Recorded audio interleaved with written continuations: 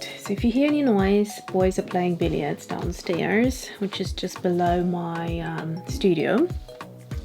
Anyway, I just realized I didn't swatch Memory Blue, so since they're watercolors, let's just go ahead and do that real quick. So we've got Arancio Pirola, which is orange Pyrrole.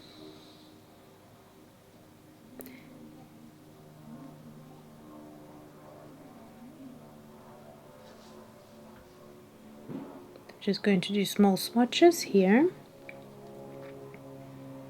So it's a PO71. Then we have Quinacridone Lake, which is going to be like a Quinacridone Magenta type of a color, I suppose. Yeah. And that's PY19. Then we have Green Gold, PY129, and I just noticed here it says Metal Complex. Does it mean there's some sort of metal in there? If you know, do let us know in the comments. Yeah, that's a beautiful green gold. How can you not love green gold? It's got that stunning luminosity about it. And at the end we have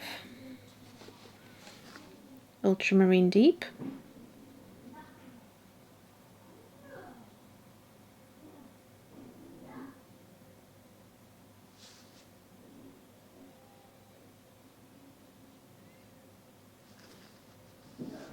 I don't have much to say about ultramarine. I mean, it's a very useful color for mixing. On its own, I don't really like it.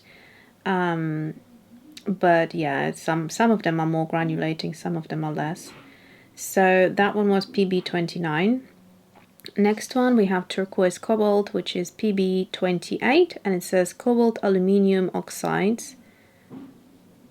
So here we go. Then we have Payne's Grey, which is Manganese Ferritin Black Spinel, PBK29. So they are all single pigments.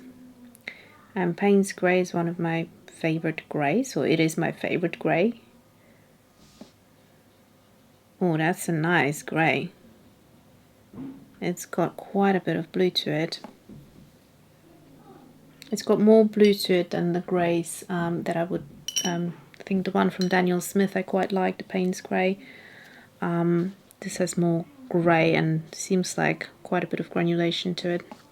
Okay, so I'm going to let it dry now and title, and then we'll quickly do the gouache paints. Okay, so I'm back, and because I'm not familiar with gouache paints ever, this is like my first experience. I have taken, or I started a course by, let me just look up the artist, by Maro Godas on Domestika.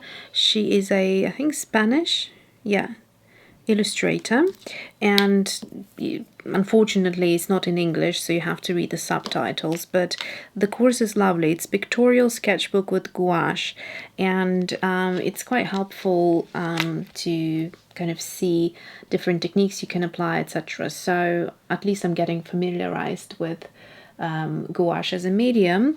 This course has been recommended by Theo in one of his latest videos at the time of filming this. So yeah, it's been really useful, and I love her illustrative style. Her color choices are just amazing. Anyway, I'm not going to swatch the white because it's just white and there's no point, but I am going to go ahead and swatch this color here. So I have swapped my brush to like a crafts grade brush because this has acrylic in it, and so I didn't want to use my favorite watercolor brushes for it, although I'm sure my Jackson's quill brush could take anything, including this.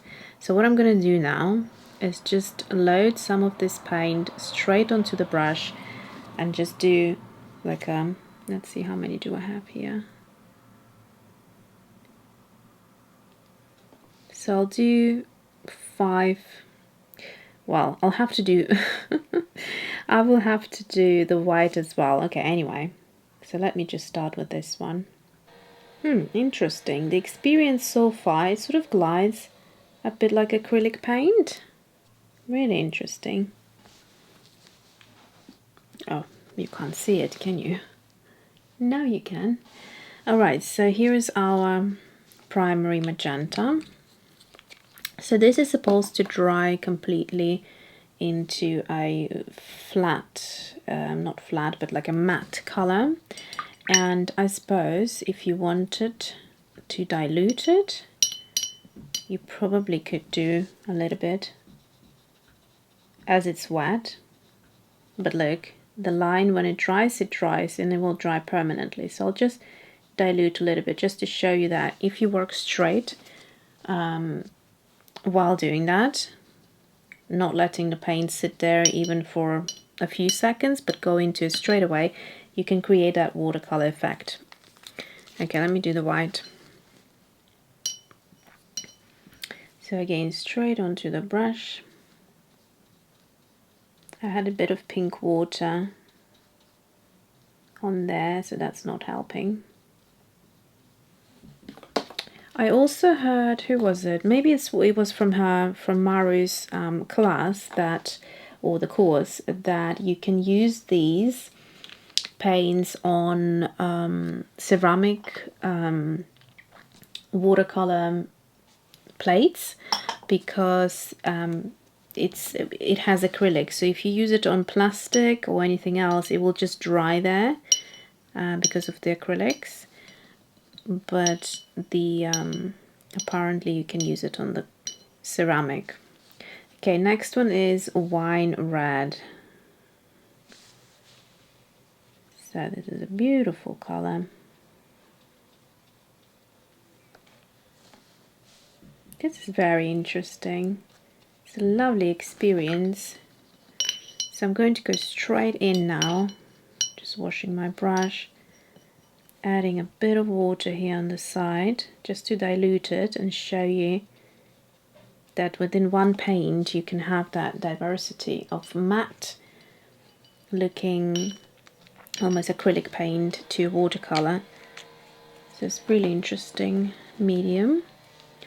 And I will do 2 more. So this is coral red.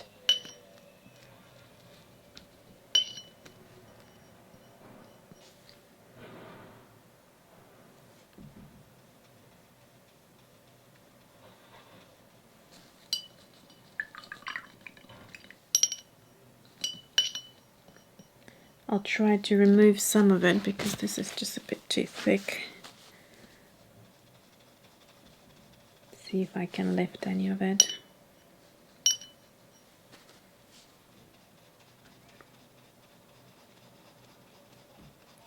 I guess if you work fast, you could lift some of it.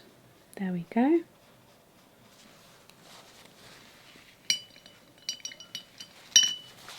But you probably wouldn't be able to lift it as watercolor, like some of the colors. Again, depending on the colors, you could do almost completely.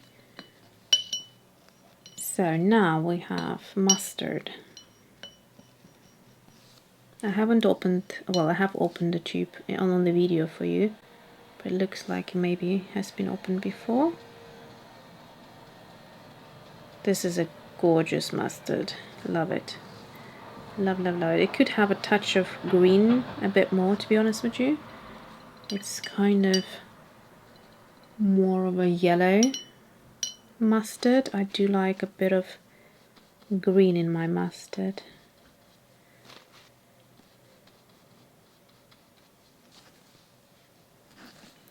Okay.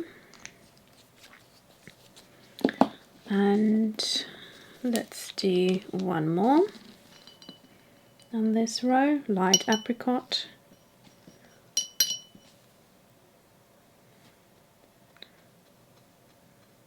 Yeah, this is a pretty color. It's kind of like a light peach. It doesn't have as much orange in there. so it's like a pinky peachy beige type of a color.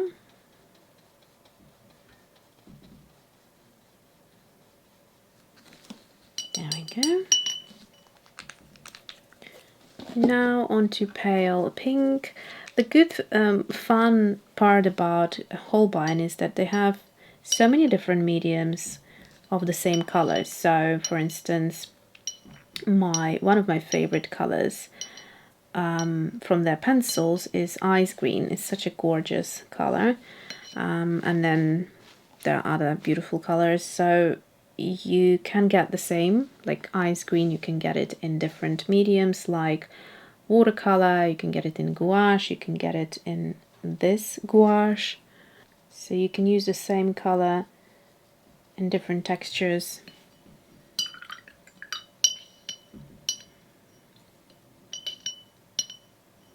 I also have an interesting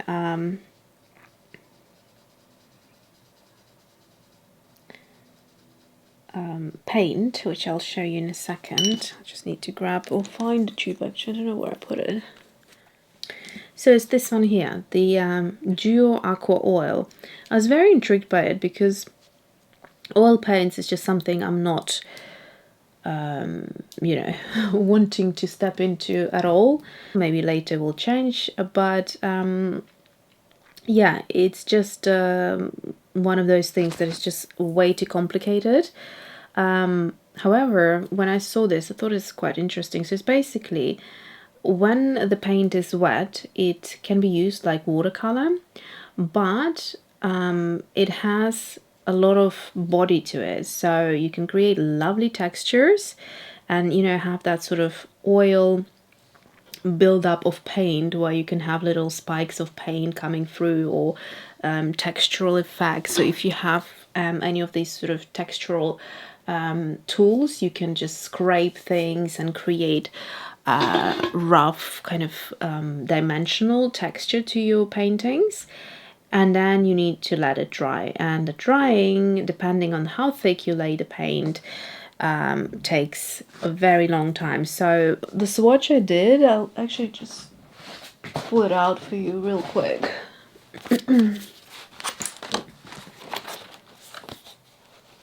Yes, so it's right here. So you can see hopefully the texture. Yeah, you can see it right there. And it feels quite sort of nice. It has that oil look to it. It's not matte. It's got a bit of a sheen to it, like satin. And you could create loads of lovely abstract pieces with that. And here's the same paint that I just kind of used more with water, and you can see here it basically looks like watercolor. So from the same paint you get from watercolor to oil paint basically, but this swatch took over a week to dry fully. I couldn't believe it, but I kept touching it. You can see my fingerprints here every few days, and it still was kind of sticky to the touch. So yeah, it takes forever to dry, and this is why I could never work with oil mediums, because I just don't have the patience.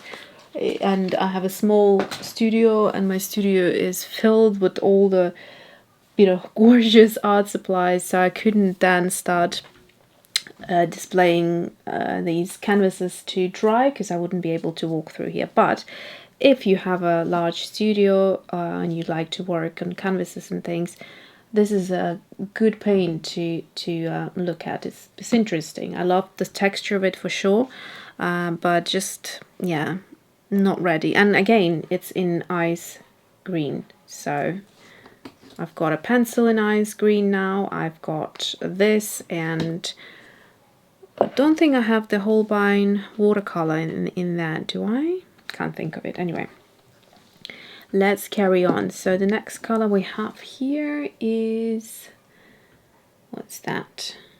Misty blue.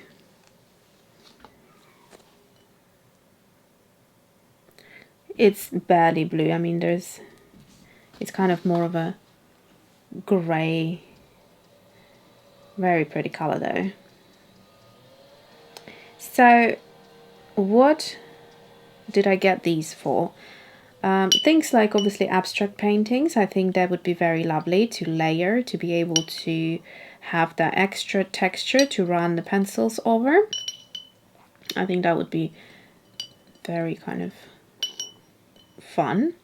But also to use in my face illustrations to add, you know, for instance, if I wanted to draw a little dress and wanted some polka dots, I wouldn't want to use a paint pen. I would want to create some sort of maybe, you know, marks that are looking slightly different with the brush. That's what I would use it for. Next color is ice green. So this is gorgeous.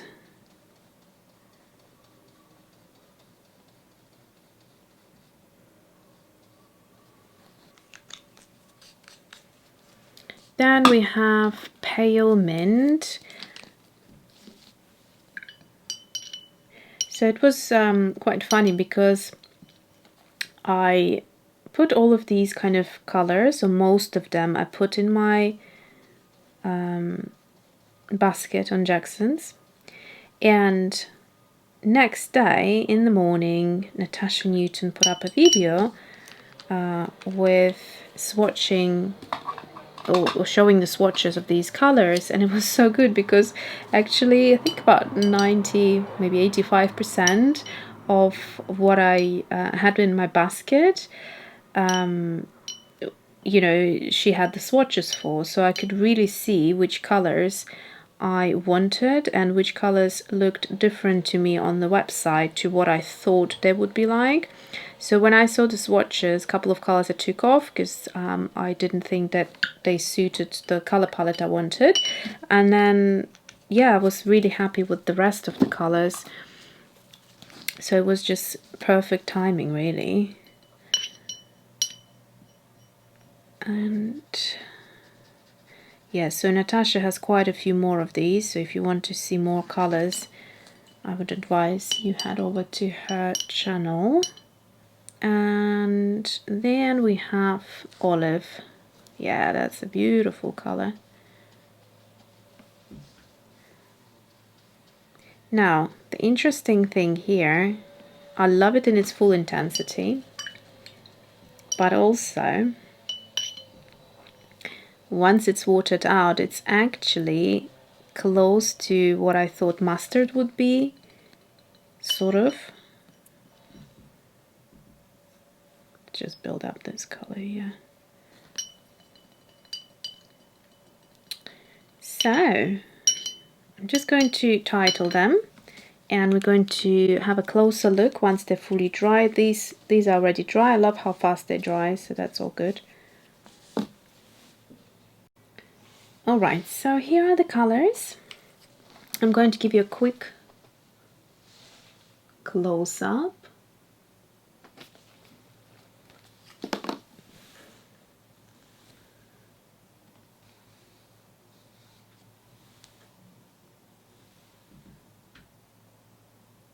So we've got a Turner's yellow, we have got yellow, orange, transparent red deep, neutral tint, as a comparison rutile yellow.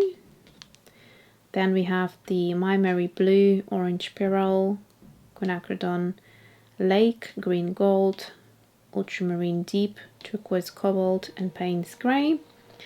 And here we have the Holbein Acryla Gouache.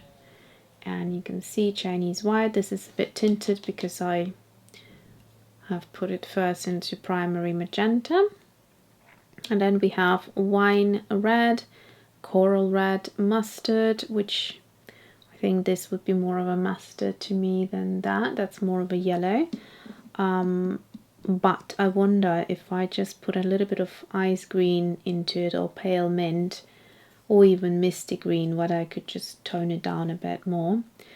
Light apricot, pale pink, misty blue, ice green, pale mint, misty green, and olive.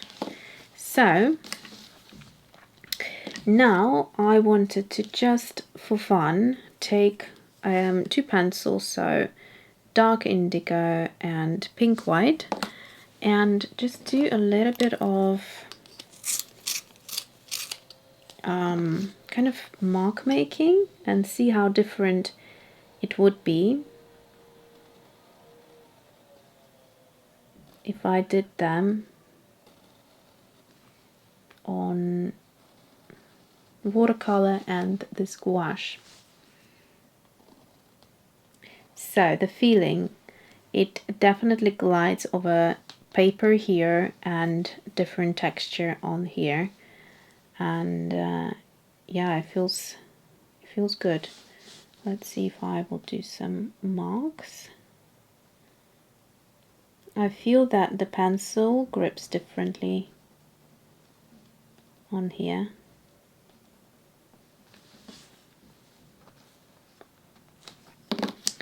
And then let's try a bit of the black. So I'll make a few marks over here.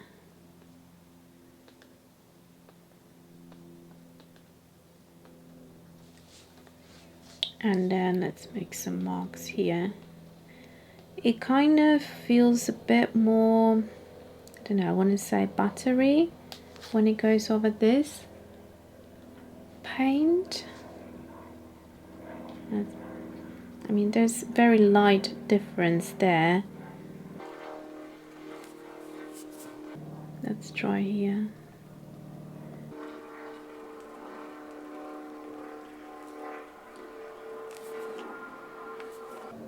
Let's do some lines.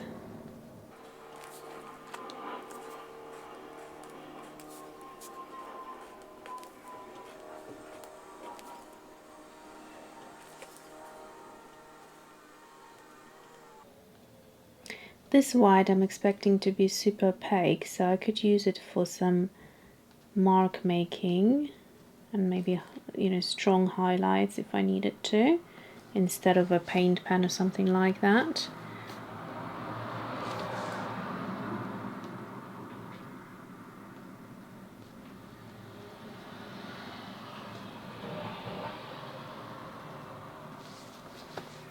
So I hope that gives you an idea of what this paint feels like. So that's it for today. Thanks for watching and see you soon.